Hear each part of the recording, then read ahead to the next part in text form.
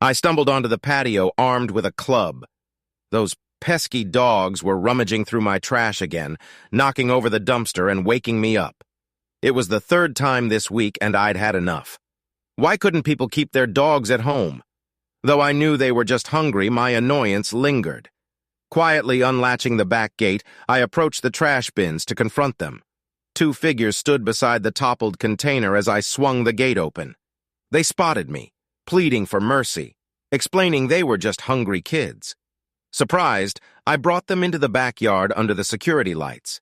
They were ragged and dirty, dressed in oversized clothes and baseball caps, shivering in the chilly air.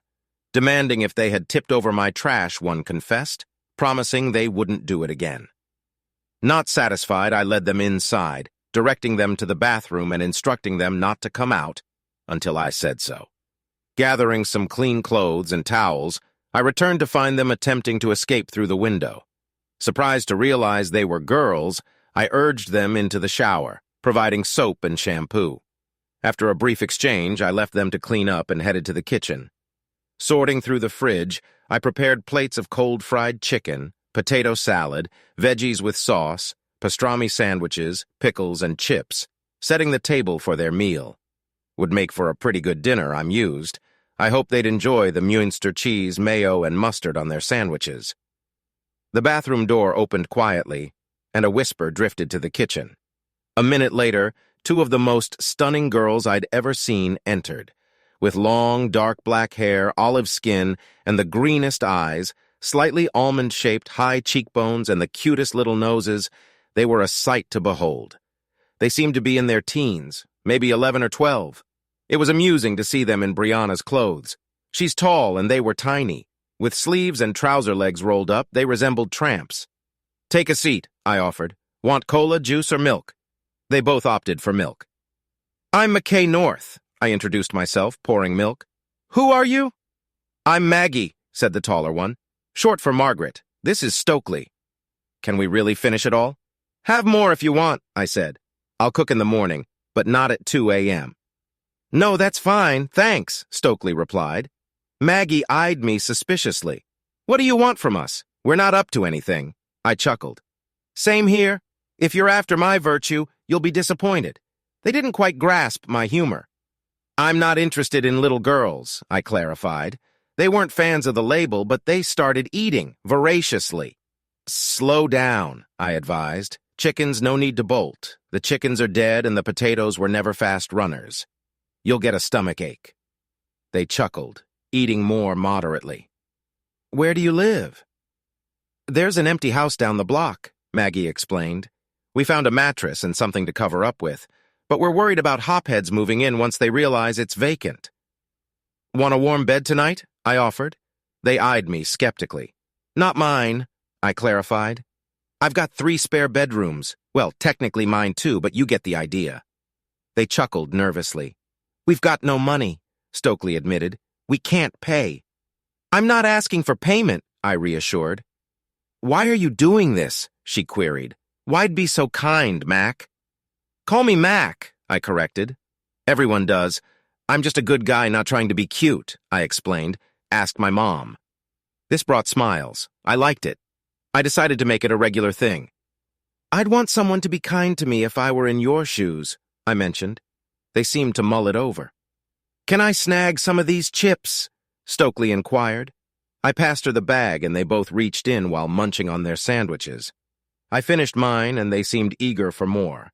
I poured another glass of milk for each of them and they drank it down. I was amazed as they polished off their plates and devoured all the vegetables down to the last crumb. They must have been famished.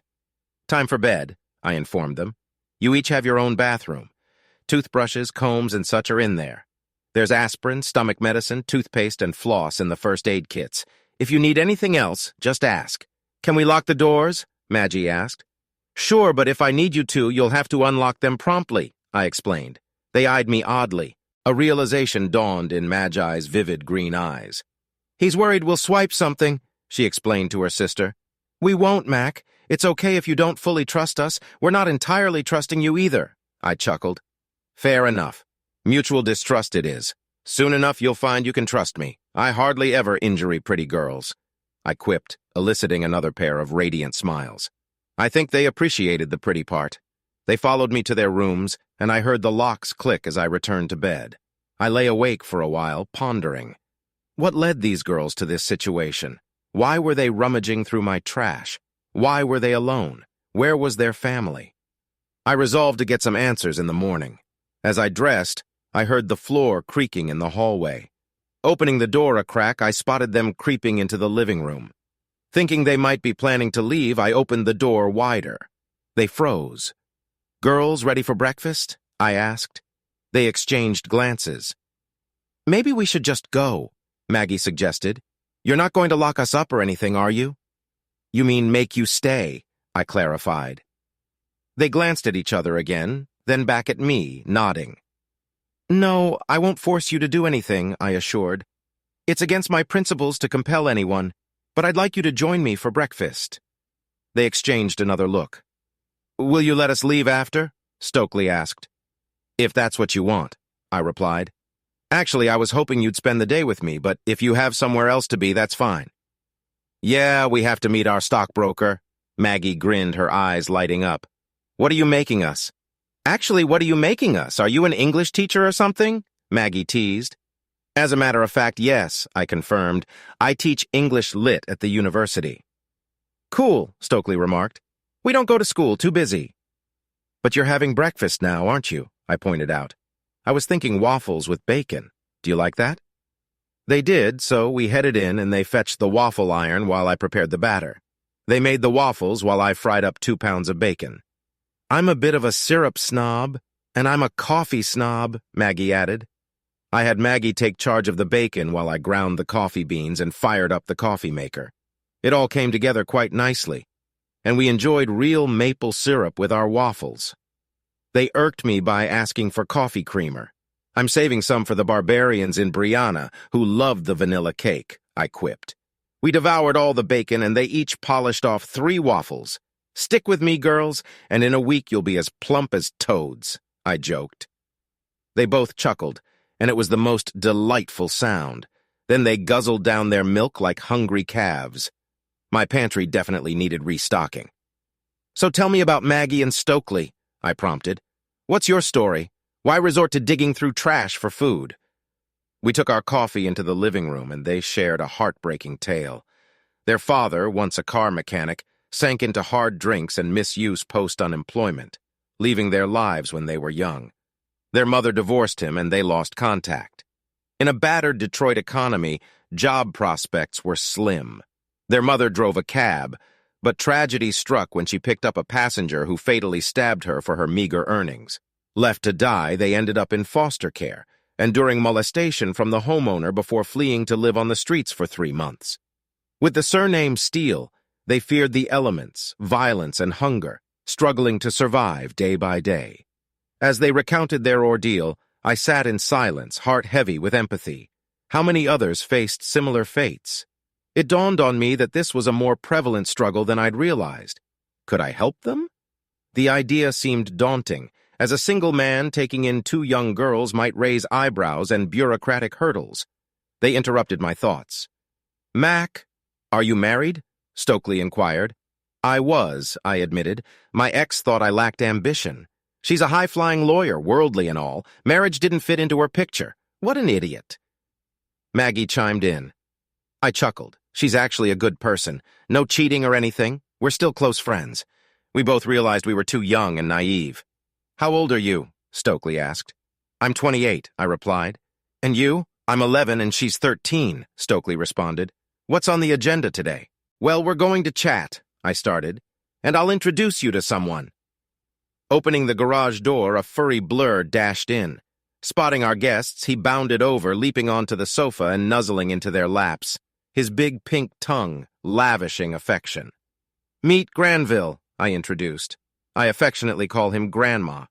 They erupted into fits of giggles as he showered them with licks. Weighing in at about 130 pounds, he was immovable. I'm certain he outweighed them both.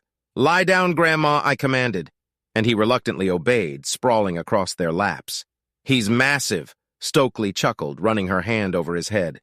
"What kind of dog is he? He looks like a striped tiger." He's a bull mastiff, I explained. The pattern is called brindle, which gives him that color. He looks like he could snap our faces off, Maggie observed. Yeah, he could, but he won't. He's friendly with my pals. He sees you chilling in our house, being friendly, and that's why he adores you. If you were hostile towards me, it'd be on high alert and very defensive. Now that he knows you, he won't tolerate anyone being hostile towards you. If I raise my voice at you, he won't like it. He cares deeply for those he loves. Stokely hopped down and draped herself over him, embracing his neck as he licked her hand. I adore him, she declared. He's so wrinkly and cute. Does he stay in the garage? No, he's an indoor dog, I clarified. Yesterday he got sick, so I put him outside to avoid making a mess in the house. Why was he sick? Stokely inquired. He eats things he shouldn't, like sticks, bugs, and who knows what else. But he seems fine now. Gross, Maggie remarked. He licked my face. Yeah, he's adorable. I admit it. He's my buddy, so I just deal with it. And he'll be your buddy too if you let him. We should take him for a walk. I grabbed his leash, and Maggie insisted on leading him. But it's more like he leads whoever's holding the leash. So she stayed a few yards ahead of Stokely and me, getting dragged along. Stokely slipped her little hand into mine. I glanced down at her and she smiled up at me. Man, she was beautiful. Everything okay? She asked. Absolutely, sweetheart, I assured her. I enjoy holding hands with pretty girls. She blushed faintly, but didn't let go. We walked for a couple of miles, and by the time we returned, Grandma was panting and drooling. Despite the cold he soldered on, we sipped more coffee and chatted all day. Finally, I broached the subject of helping them. What can you do? Maggie inquired skeptically. Honestly, Maggie, I'm not entirely sure, I admit it. I mentioned I could speak to Brianna. She's a lawyer of a different kind. We shall have some ideas. Is this the same woman? Maggie asked. Maggie? She's not that, I corrected. Stop calling her that. Do you trust me? They glanced at each other before nodding. Yeah, I guess, Stokely replied. You've been really nice to us. Well, let's give her a call and see if she can make it, I suggested. You'll like her. Just give her a chance. Brianna, busy but agreeable, joined us for dinner. Bree's a tall, stunning redhead. She's gorgeous, but she's never realized it. I described. I could see the girls were impressed. When she arrived, she greeted me with a passionate kiss and embraced both girls. You've replaced me, she teased the girls. No, Breezy, you're irreplaceable. You know that, I joked back. She seemed genuinely pleased. I assured the girls that we were still friends, which we were, friends with benefits. We still shared great closeness together, sometimes once a week or more, with fervent love-making during her week-long stays. She simply didn't have time for a husband, and I doubted she'd ever marry again. We cared for each other, but marriage wasn't in the cards for us. As lovers, we got along great, but as spouses, we argued incessantly. So who are your new friends? She inquired, smiling at them, leaving them starstruck. I'm Maggie, and she's Stokely, Maggie introduced. Nice to meet you, re-greet at them. You know this guy's dangerous, right? Not to us, Stokely remarked. I think he could be dangerous to someone he's enemies with. He has a club and a very large dog. Breathe nudged Grandma with her boot, and he grunted in protest. Hey, big guy. She knelt down and embraced him. Do you miss me? He rolled his eyes, but lacked the energy to lift his head. What's on your mind, Mac? She asked. Why do you want to talk to me? Not that I mind being invited to dinner. He's a fantastic cook, girls. If you can motivate him, I think he cooked lamb chops. We've never had anything like this, Maggie remarked. Well, then I'm in for a treat, but what's the occasion? She pressed. We had dinner, and I explained. We need your help, Breezy, I informed her. We're clueless about legal matters. The girls are orphans. Well, their father might be alive, but no one knows where he is. He abandoned them, and their mother was eliminated. They were in foster care, and some creeps started intimidating them. They ran away, and are living on the streets. They were rummaging through my trash for food, and I caught them. Now we're trying to figure out a way to keep them off the streets.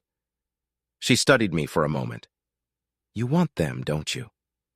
Goodness, Mac, you've always wanted children, and because I didn't give you any, you want them, don't you?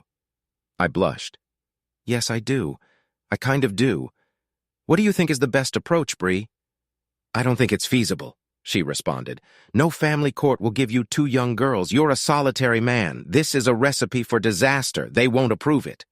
Glanced at the girls, who stared back at me with wide eyes. "What's wrong?" I inquired.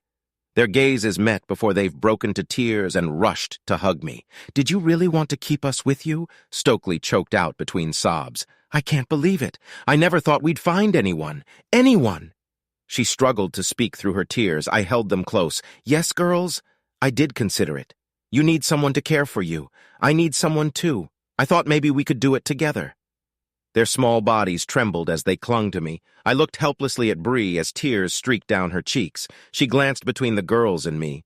"Darn it, Mac. Look at what you've done to me. Just when I think I've got you figured out, you surprise me. What am I going to do with you?" There was a peculiar expression on her face, as if she were seeing me in a new light. "Let me think about this for a few days. Girls, you're coming with me. It wouldn't work if you stayed here with Mac. You would ruin everything if anyone found out. Mac, we're taking Grandma with us. I can't leave him here, and he'll have to take care of them." She swept out of the house like a whirlwind, carrying Grandma with her, and drove off in her Mercedes. "I'll call you," she promised.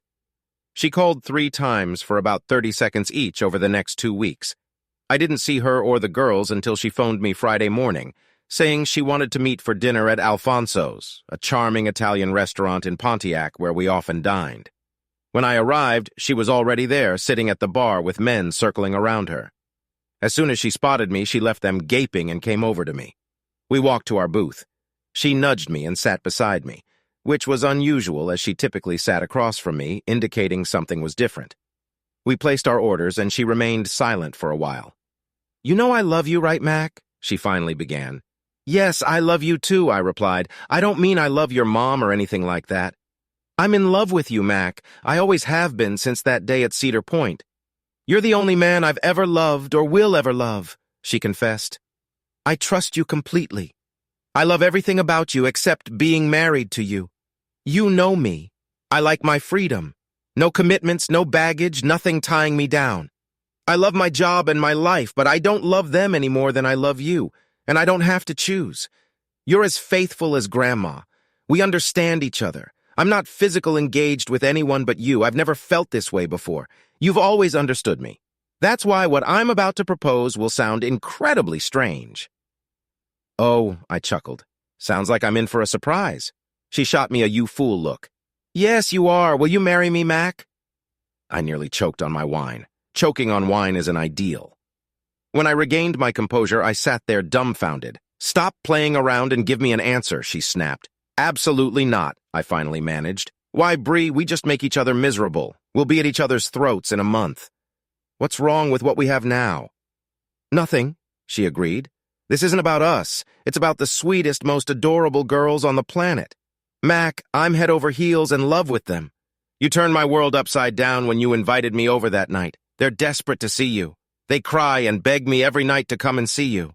The problem is I won't give them up. I've never had as much fun and joy in my life as I have with them. None of us have a stable home life. No judge in their right mind would give them to any of us. But if we were married, they'd grant us custody in a heartbeat, so I need them. And I'll have to take you as part of the deal. If you want them, you'll have to put up with me. Can we make this work, Mac?" "I doubt it," I told her. "You're as troublesome as me.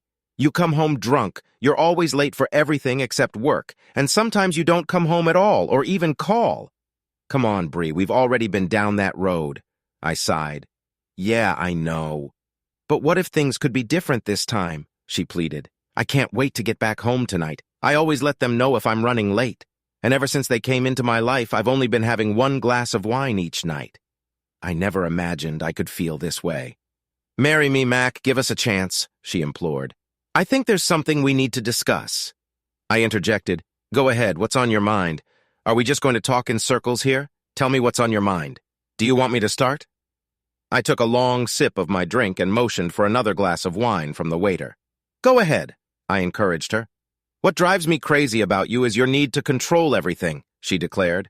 "You want to know every detail of my life, where I am, who I'm with, what I'm doing, when I'll be home. It's like you're paranoid.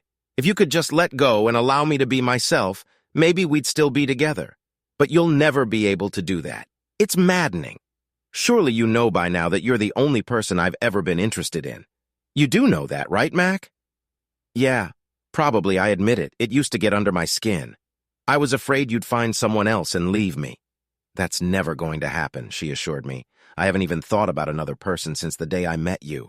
Sure, I go out to dinners with clients and colleagues. I hit the dance floor with groups, both men and women. I'm having fun. That's just who I am. But since meeting you, no one has ever come close to touching me lovingly, and they never will. Do you believe me? Yes, I do. It's the same for me. I trust you, Bree. I know you'd never do anything to hurt me. You're just so carefree and independent. I'm as in love with you as I was on our wedding day. I think you feel the same about me. And we were comfortable where we were, I acknowledged. Well, I'm not comfortable with that anymore, she stated firmly. There are two girls who need a family. I love them nearly as much as I love you. I love them more than my job. I want to be a part of their lives, and I can see that can only happen if we do it together. So will you give me a chance, Mac?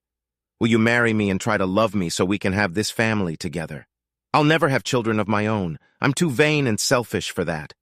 But we can take these girls. Marry me, Mac, and I'll do everything I can to make you incredibly happy. Okay, clearly you've had time to think about this. I acquiesced. Give me some time too, okay? She glanced at her watch. You've got 20 minutes, she informed me. Oh, great. So now there's a deadline? I quipped. Yes, they'll be waiting outside in 20 minutes, she confirmed. They should arrive in 10 minutes. They'll walk with Grandma for about 10 minutes. Then a car will pick us up to take us to your place. We wrapped up our meal quickly and stepped outside. A limo was waiting, but the girls were still absent. The driver mentioned they were out with the dog, not seeming too pleased about it, perhaps due to potential drool on the upholstery. After a short wait, I spotted them hurrying towards us. Let's go, Maggie urged as they neared. There's a sketchy guy eyeing us. Grandma's not a fan. You gotta growl. Glancing down the sidewalk, I noticed a young man approaching. He looked about 20, adorned with tattoos and piercings, his attire giving off a wannabe tough guy vibe. What's your deal? He snapped at me. Nothing. We're leaving, I replied. Looks like everything's yours. A fancy jacket, lovely ladies, and a big ride, he remarked. Seems like you're flush with cash. The guy was out of his mind. I towered over him by 8 inches and outweighed him by at least 100 pounds, not to mention lacking his protruding gut. You best be moving along, buddy, I warned. My dog here's not fond of you. Closing in about 4 feet, he retorted. I ain't scared of no dog. His hand reached under his jacket to his waistband, revealing a glint of metal. Without hesitation, I delivered a swift kick to his chest, sending him sprawling backward. A weapon tumbled from his waistband to the ground. Startled, Maggie dropped Grandma's leash as he lunged. The guy shielded his face as Grandma clamped down on his forearm, eliciting a pained yelp and a torn sleeve from his hooded sweatshirt. Up, Granville, I commanded, and he obediently resumed his place beside me. The assailant writhed on the ground, and I approached, Grandma at my side. Go ahead, Grandma, I instructed. Lunging forward, Grandma's massive jaws closed around the man's neck, freezing him in terror. You're a real piece of work, I spat at him. Got a few screws loose? His head nodded ever so slightly, terror etched on his face. Say it, I demanded. Silence ensued. Bite, Grandma, I urged. A muffled scream escaped him as blood trickled down his neck. Grandma's powerful jaws sinking into his flesh. The rhythmic sound of snorting breaths filled the air. Say it, I pressed. I'm a piece of work, he choked out. How much cash you carrying? I interrogated. Hand it over. Reluctantly, he reached into his pocket, prompting Grandma to tighten his grip. Slowly, I cautioned. When he turned over, he produced a bundle and passed it to me. Release him, Grandma, I ordered. Reluctantly, he obeyed, and the man hastily backed away. I'll give you a 20-yard head start, I warned. After that, he's coming for you. Suggest you make tracks. With the speed of a sprinter, he darted off, but his pants slid down, causing him to stumble. Hastily readjusting, he fled, clutching his trousers with his uninjured hand. I yelled out, You need a belt! Turning to the girls, I found all 3 of them frozen in astonishment. Swiftly, I kicked the weapon into the storm drain. What's wrong? I asked. 3 was the first to react. You're one tough cookie. Mac, note to self, never get on your bad side. The girls rushed over to me, and I embraced them. Oh, my God, murmured Stokely into my chest. I was scared of that guy, but you? You handled it like a boss. Thank you. You did this for us, didn't you? Well, no one messes with my girls, I reassured her. He left you a little something for your college fund. Handing her the bundle, she counted. It totaled 700. I must have robbed it from a few more unsuspecting folks. Later, she split it with Maggie, and we piled into the car. Glancing back, I hugged Maggie and noticed something. "A van is pulling up," I remarked. "I know," reconfirmed. "It's got some of our stuff." I arched an eyebrow at her. "Yeah, I'm aware. I tend to take a lot for granted," she chuckled. "Girls," Mac addressed them. "Yes, we'll tie the knot again and keep you with us." They gasped and squealed. "Really?" Maggie turned to Mac. "It's so bad after all. You were right. We adore Bree. She's been so good to us. We've got heaps of new clothes, and she got us into this amazing school. We'll make you proud. Promise we won't let you down." "We know you won't, honey," Bree reassured them. "Don't sweat it," she added. I was somewhat stunned. I tried to speak, but the words eluded me. "You okay?" Mac Stokely inquired. Bree chuckled. "He's not. He goes into full-on panic mode. His perfectly ordered world's turned upside down. His house is always immaculate. Everything's in pristine condition. We'll have our underwear hanging in his shower, mix up his books, leave rings on the coffee table. It'll drive him nuts. I honestly don't know how he'll cope with Granville. We'll have to love him so much that crumbs on the table won't bother him. Can we handle that?" I groaned, and I never agreed to any of this. I said Bree's like a hurricane, sweeps us off our feet, turns everything topsy-turvy. "Do you love Bree?" Stokely asked me. "Yes, but from across town." I tried to clarify, "but we all need to be together to be together." Maggie chimed in. They all burst into laughter at this, and I couldn't help but join in. It was also absurd. How did things spiral out of control like this? As usual, Brianna had managed to turn my little mission to help some girls into a full-blown marriage and adoption plan. Small actions can really throw your life off course, I'm used. This was a harebrained scheme, I told Bree as we arrived at my house. There was a flurry of activity as movers carried in heaps of belongings and distributed them to various rooms. To my surprise, stacks of women's clothing kept appearing in Maggie's and Stokely's rooms one after the other. "Where'd you girls get all this?" I asked Maggie as she hurried past. "Bree took us shopping a few times," she said, vanishing into her room. Bree stuck her head out of my room. "Gosh, Mac, do you ever get rid of anything? You still have stuff from when we got married. I'm tossing this. I need drawer and closet space." I rushed to rescue my school jacket with letters from the trash heap. "Cut it out, Brianna," I shouted. "These things can't be thrown away. If I didn't want it, I wouldn't have it. This is my home, and I'll boot your skinny rear out if you don't quit."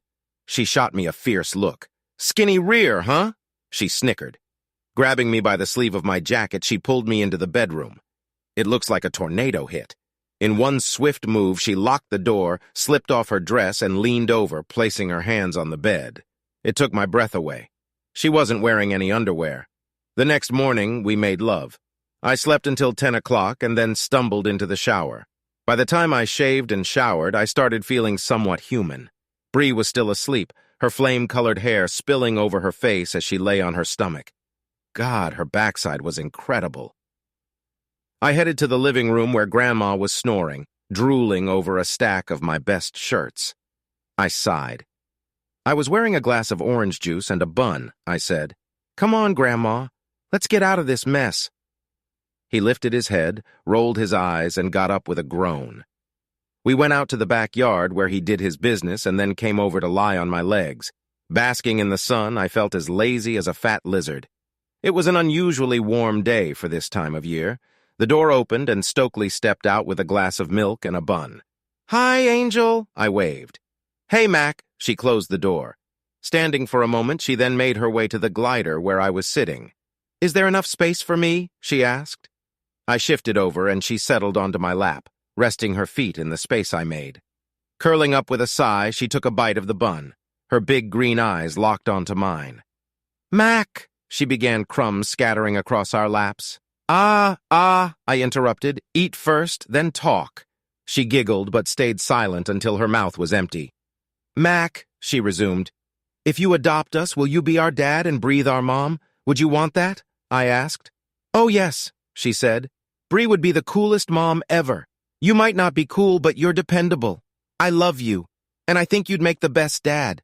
I was nearly speechless. "Well," I mumbled, "being dependable is good, even if it's not cool." She chuckled. "I didn't mean it like that. I mean, she's like a whirlwind and you're like a mountain. You know, she really, really loves you. She talks about you all the time. She's told us everything about you and her. Do you love her? Yes, dear.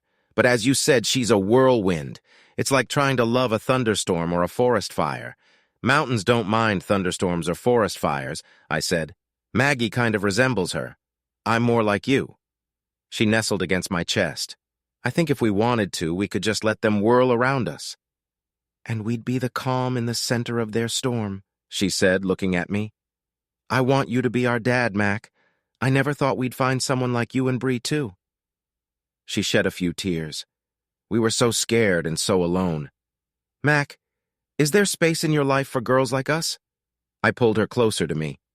In my heart, Stokely, there's always been a place for someone like you and Maggie to love me. For years, I never thought I'd have something like this. Bree had never shown any interest in having kids. I think you girls changed her life as much as you changed mine. I've seen the way she looks at you. It's like she woke up one day and realized she loves being a mom. I've never seen anything affect her the way you do. You were right about her, she admitted. She's amazing. Sometimes it's just incredible. She decides to do something and you're along for the ride. I chuckled. I know, right? She's always been like that. The first time we met, a group of us college students went to an amusement park. She decided I'd be her ride partner. I actually came because I was interested in someone else. She whisked me away, and we never saw the others in our group again. We were 20, and I fell for her that day. She's like a force of nature. It just sweeps in and takes over your life.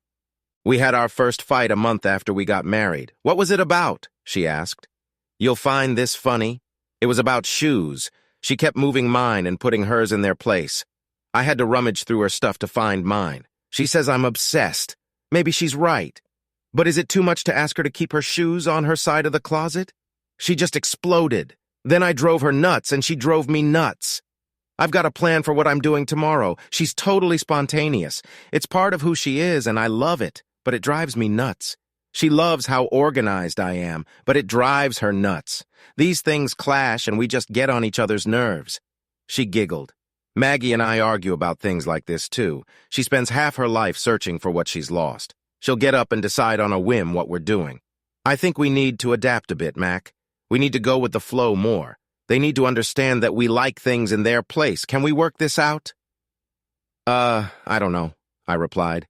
We never really had a reason to try. Bree and I have a strange relationship. I love her more than ever now. I think she feels the same, but she's not one to talk about it. She just does.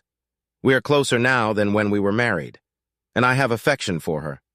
During our marriage, I didn't do much. I loved her, but we were constantly upset with each other. We sort of just got married without really feeling the need to change. I think we were too immature and selfish, but it somehow worked for us. Perhaps we needed someone like you to make us realize what we were missing. The notion of being a family is both thrilling and frightening, but if we mess it up, we're gambling everything on a leap of faith. I detest uncertainty. I understand, but sometimes you just have to take a leap, she remarked. You can't expect to gain anything good without the risk of it going wrong. I embraced her, and she purred like a kitten. You're the wisest 11-year-old I've ever met, I remarked. I'll be 12 next month, she corrected. She finished her bun, and we headed back to the house. The other two hadn't risen yet, so we took Grandma for a walk. By the time we returned, the late risers were finally up. Bree has never been a morning person, and it seems Maggie isn't either. They both resembled beautiful, tasseled, sleepy cats. They stretched and yawned for a good while. After their showers, they transformed into human dynamos. Bree whisked us away to obtain our marriage license, file for adoption, arrange temporary custody, and then go out for dinner. We had seafood, and the girls were thrilled with how tasty it was. They were particularly impressed with the prices. Wow, Mac, you must be raking in the dough, Maggie exclaimed. I chuckled. I'm comfortable, I assured her.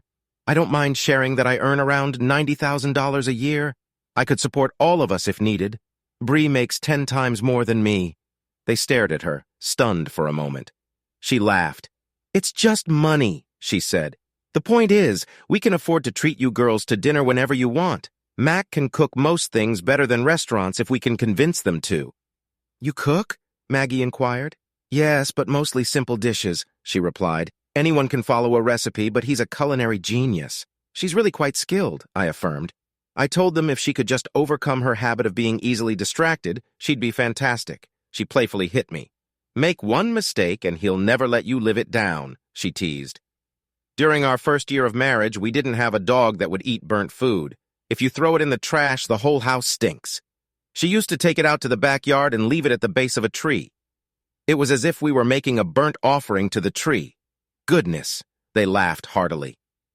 Bree was in a particularly good mood and nestled up to me. I hugged her tightly and the girls giggled. We've never dined in a place like this, Maggie remarked. Maggie?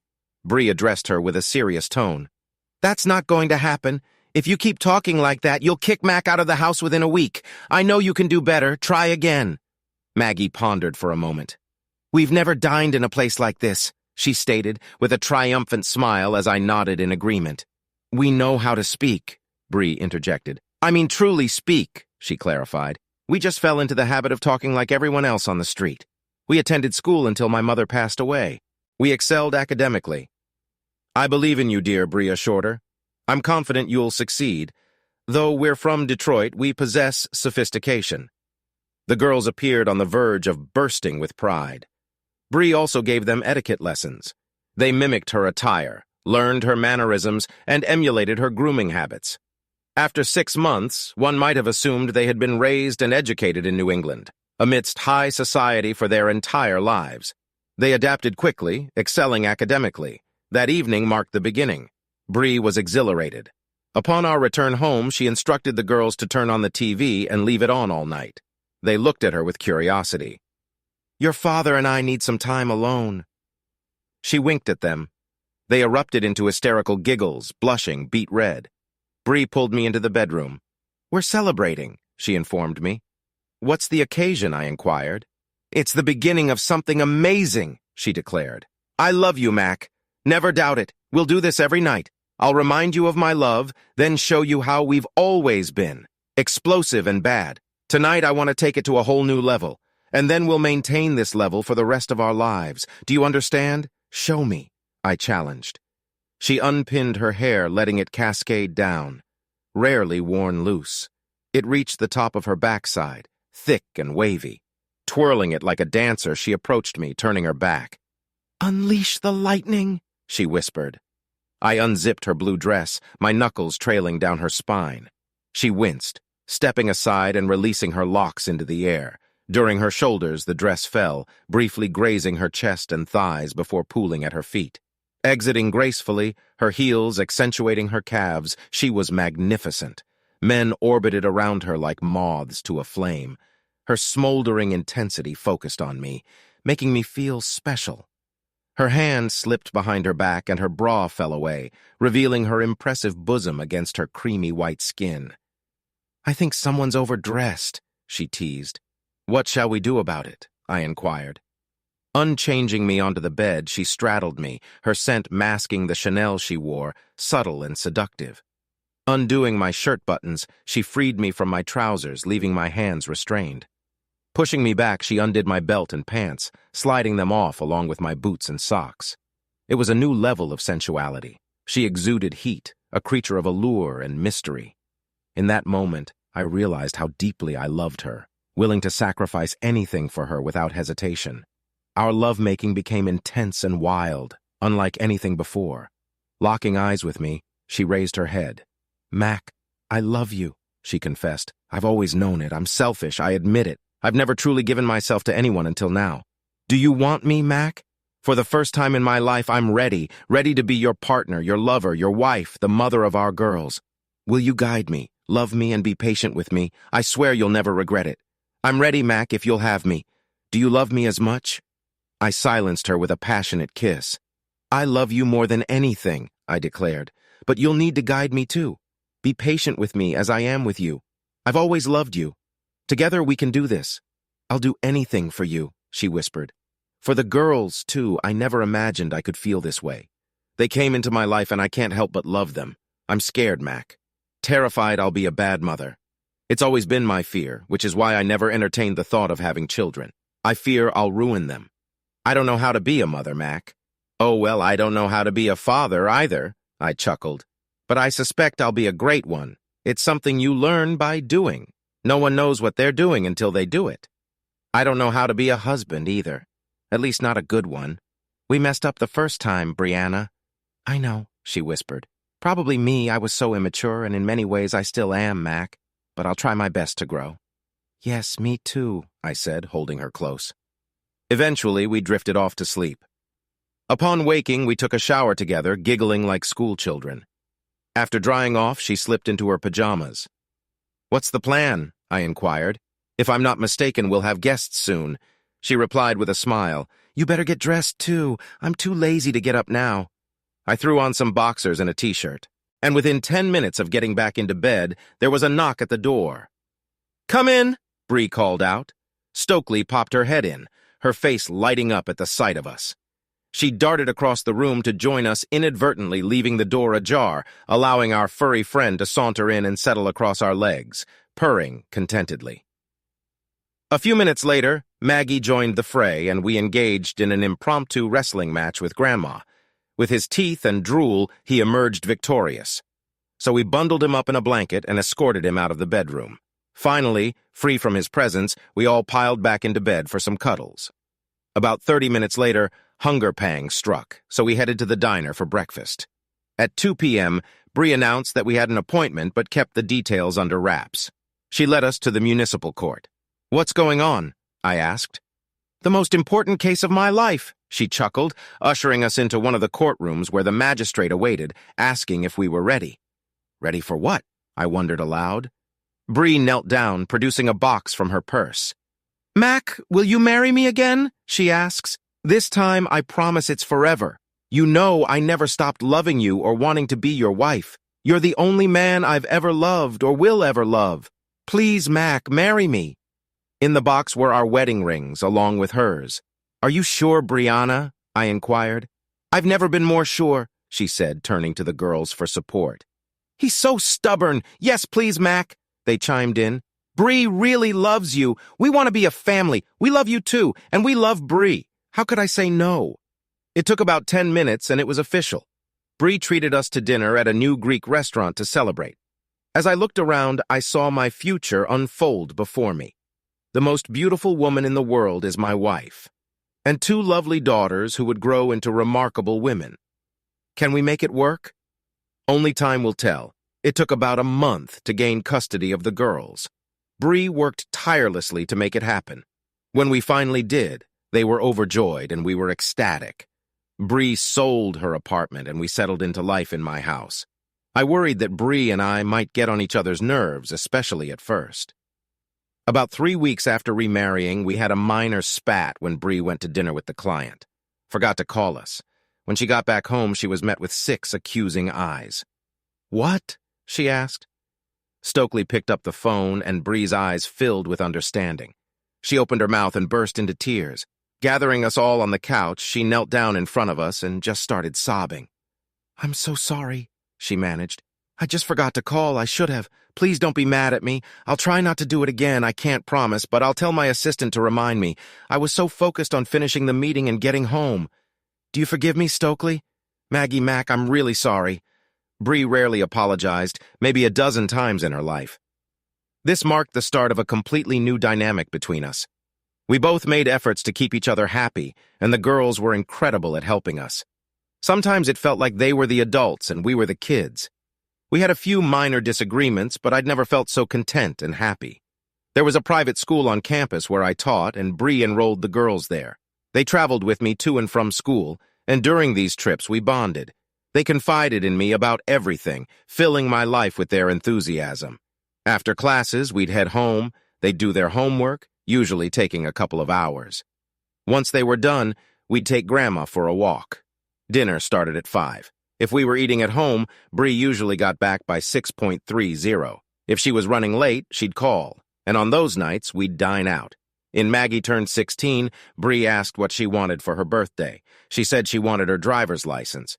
She studied and practiced for 2 weeks and passed the exams on her first try. The night before her birthday, Bree brought it up in bed. I want to buy her a car, she said. What kind? I asked. A new Camaro convertible, she replied. How much? I inquired. Does it matter? she retorted. No, not really, I replied. I just like to know everything, Bree. I know, she said, kissing me. I think we can get the one I want for around $60,000, I whistled. That's a hefty price tag, but she's an amazing girl. She deserves it. Yes, Brianna smiled. There's been a lot of bad in their lives, Mac. Let's make sure they only have good now. We ordered the car, bright yellow with black stripes and interior, a big V8. Against my judgment, Brianna thought it would hold its value better, and she was probably right. Either way, I knew it would drive Maggie crazy. When the car arrived, we parked it in the garage. As it was time to leave for school, the girls grabbed their bags and followed me to the car. Bree was in the garage, and I didn't unlock the doors. Dad, Stokely said, let us in. Not today, I said. You'll drive Maggie. Mom isn't going to work, she asked. No, she's leaving, I replied. And how will I get there? She asked. I pressed the garage door opener. You're driving, I said, pointing inside. Her eyes widened and Maggie began to cry. I jumped out of the car and Brianna rushed down the driveway. We hugged Maggie together. What's wrong, dear? I asked. We thought you'd be happy. This is your car. We're giving it to you for your birthday. She tried to speak, but she was too upset for us to understand. She buried her face in my chest, and we held and comforted her until she calmed down enough to talk. Stokely joined us, and finally we got Maggie to speak. I don't need a car, she choked out. I love you guys so much, and this is too much. We don't want you to feel like you have to buy us things. Stokely and I already talked about this. We don't need anything. We just need you to love us. She broke down again. Honey, we really do love you, Brianna reassured her. We love you both more than anything in the world. Having you girls is a dream come true for both of us. We love buying things for you. We work hard and earn a lot of money so we can buy things for our girls. Making you happy is how we show our love. It might not be a grand gesture, but it's our way. Stokely was in tears now, too. I kissed them both on the cheeks. Let's go, I said. This is a really cool car. Let's at least go take a look. They wiped their eyes and let me lead them to the garage. I opened the door for Maggie, and Brianna helped Stokely into the passenger seat. She gripped the steering wheel and looked at me. A smile spread across her beautiful face. It suits you, I told her. Start her up. The powerful V8 engine roared to life, and they both trembled with excitement. I closed the door and tapped on the window. Maggie lowered it, and I kissed her again. See you at school, I said. She pulled out onto the street and paused. Brianna and I stood nearby, watching. Then her door swung open and she leapt out, throwing herself into our arms and showering us with kisses. I love you so much, she repeated. Thank you. You're the best mom and dad in the world. She dashed back to her car and they drove off. I turned to Brianna, who was crying like a baby. For some inexplicable reason, tears filled my own eyes. Look at us, I said. You'd think there were 3 of us or something? That was a wonderful idea, Bree. You're an amazing woman. We hugged each other tightly for a long while. I knew I'd be late for class, but I didn't mind. When Stokely turned 16, we gave her the same car. It wasn't as emotional, but it was still special. We took them to Hawaii and Belize. When they graduated from high school, Maggie was already in college. The day Stokely started college, I came home to find Brianna crying on the couch. I sat beside her, hugged her, and we sat in silence for a while. She rested her head on my chest and cried softly. Finally, she looked up at me, tears filling her big blue eyes. Our kids are all grown up, Mac, she said. I know, I replied, kissing her. That's what kids do. She cut my face in her hands, looking into my eyes. Let's have another one, Mac, she said. This time, just you and me. I want a baby, Mac. Overwhelmed, she started crying again. I never thought this would happen. I love you so much, and I already miss them terribly. I want to experience it all over again. It was so incredible. I know they're only 60 miles away, but I miss them. Me too, kitten, I said. Maybe if we're going to have this baby, we should go practice. Bee gasped, staring at me. Really, do you want that? I mean, to have a baby. Of course, I said. I hope it's a red-haired girl like you. I love you with all my heart, Brianna. I scooped her up and carried her through the empty house to our bedroom to start practicing.